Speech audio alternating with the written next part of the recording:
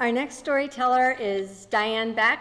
Well, it was supposed to be Diane Beck. Life was not very kind to Diane this week, and she is home resting after a bout with an infection. Bruce Beck, her partner in all things for the last 40 years, is now subbing in for her. You may remember from the last Story Slam that Bruce is a retired psychologist in Normal, Illinois, which seems like an oxymoron. He's been writing short plays for over 10 years and has had his work performed across the U.S. and Canada. He lives with Diane and their 3 crazy cats. Please welcome Bruce.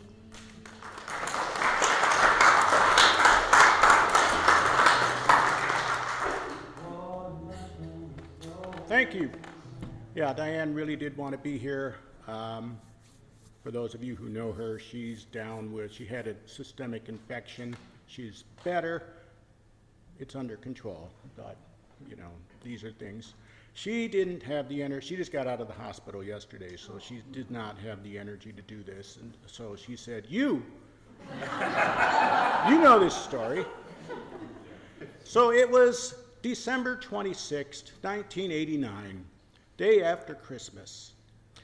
And I was driving our station wagon with my wife and my 4-year-old son, and a pile of presents because we had visited both grandparents on Christmas Day with a 4-year-old son.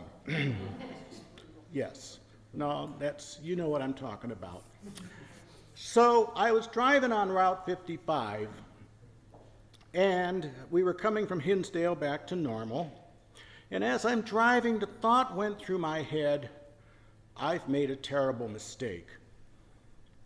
The terrible mistake was that I was driving through one of the worst blizzards I've ever driven through. Visibility was at best maybe 4 to 6 car lengths ahead of me. Oftentimes it was the end of the hood. And it was coming down and coming down and coming down. So I got onto the highway and we're driving, and at some point I saw there was another car ahead of us. And so I thought, well, I'm going to watch this car and we'll see what happens to them. And as I'm having that, talk about random act of kindness, you know, let it happen to them first. And it happened to them first. They hit a patch of black ice and they spun off the highway and into the ditch. And I remember that I could see there was an exit ramp. This is around Gardner, if you're familiar with the territory. Yeah, I see a lot of heads. There's an exit ramp. And so I said, I was turning to my wife to say to her, I'm going to get off at this exit ramp and get out of this storm. And as I turned to her, I lost control of the car. We hit the same black ice. We spun out. And as we're spinning around, I noticed that the person who has been driving the car that had just gone off had gotten out of the car and was standing behind the car, which I was now headed towards with no control over my vehicle. We missed her literally by inches. And so I'm sitting there trying to recover and remembering how I got in that situation in the first place. And it worked like this. I'm stubborn. We got up that morning. There was a blizzard forecast. I'm watching the Weather Channel because I'm a manly kind of man, you know. I wanted information, so I'm watching the Weather Channel. And they didn't have Jim Cantori in those days, so I couldn't really tell how bad it was, you know. And so I was watching, and as I watched, I could see that the edge of the blizzard was right along Route 55. So I said to my wife, you know, all we got to do is make it to Route 55 and we'll be fine. And she believed me.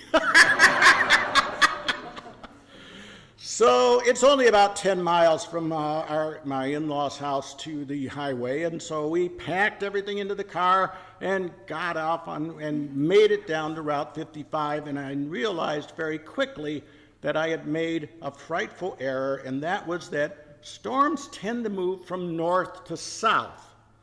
So this line of storm that was on Route 55 was now down at Joliet. And I was, instead of driving through the storm, I was driving into the storm. So we had spun out, and I got out, I checked the other woman's car, made sure it was okay. I couldn't get our car to start for some reason.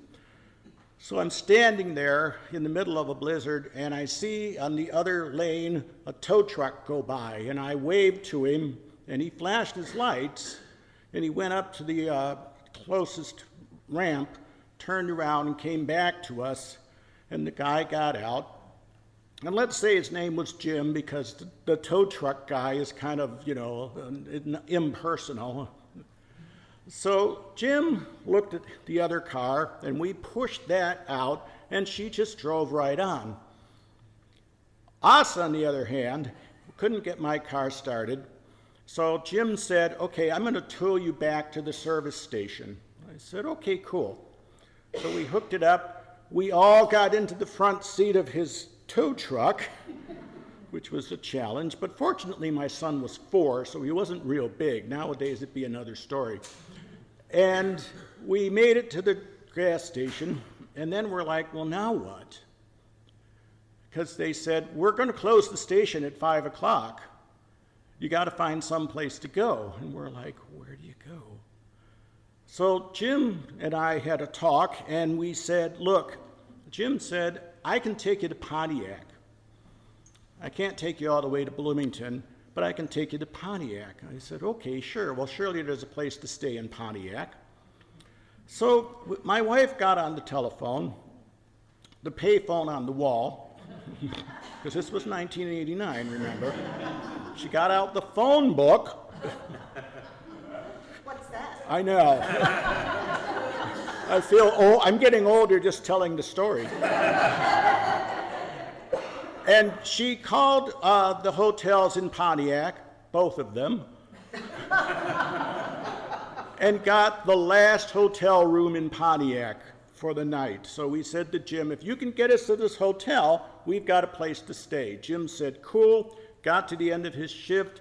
He brought us these giant clear bags that we put all the presents that were in, you know, so we put that there, and we had to put them in plastic bags because they went in the back of his pickup truck. So we're driving through the blizzard in Jim's pickup truck on our way to Pontiac. We get to Pontiac and made it to the hotel, finally, which, oh, by the way, is one of those that's, you know, it's got the rooms, it's like a motel, except it's on 2 levels. Guess what? We were on the 2nd floor. So Jim helped us move all of our stuff up to our room, and then he said something along the lines of, when's the last time you guys had food? And we're like, well, we were kind of thinking we were going to get home, you know, and have a meal. So he said, look, there's a McDonald's across the street. Let me go see what I can rustle up for you. Well, I went with him. So we go into the McDonald's. They're getting ready to close. And I said to them, what else have you got left? And they said, well, we got some nuggets. We got a couple burgers, a bunch of fries. I said, just give me all of it. And Jim offered to pay for it, which I thought was nice because I don't think I had any cash on me. So end of the evening, we got ourselves situated in the hotel room, and we thanked Jim profusely, and he got home okay. The next morning, Diane found another payphone somewhere, and Another wall. yeah, probably, and she called one of her coworkers. She was working at Mark Center at the time. And the coworker brought the agency van up, and we put all of our stuff back into that, and she drove us home. But we weren't done with Jim yet. You know, I mean, this wouldn't be that good a story if he just drove home. So this is Tuesday the 27th when we get home. On the 28th, we get a phone call from Jim saying, hey, State Farm's been here, and they totaled out your car. We said, well, that's wonderful. What do we drive now? Yeah, that's a whole nother story.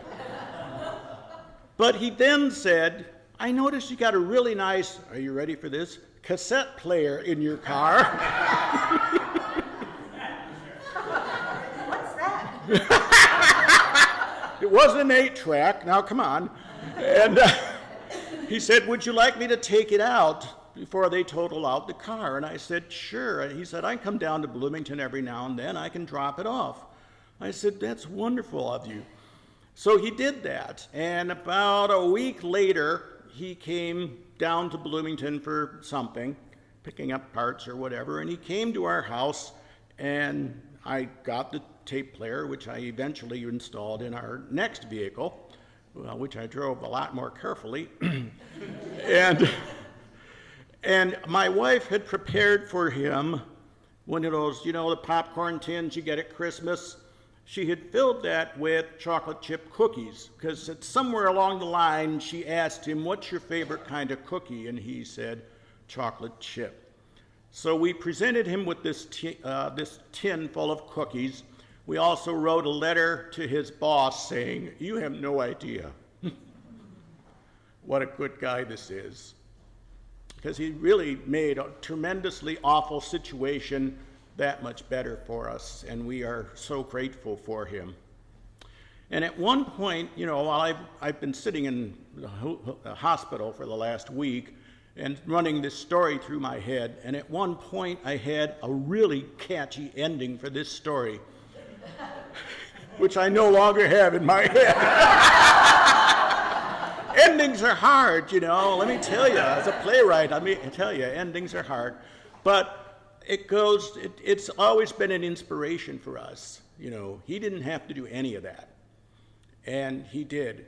And, you know, again, it's like she said, it's little things that we do for each other that we really do remember. And if you think back on your life, yeah, there's the big things, but, you know, it doesn't take much to be kind. So practice it every day. Thank you.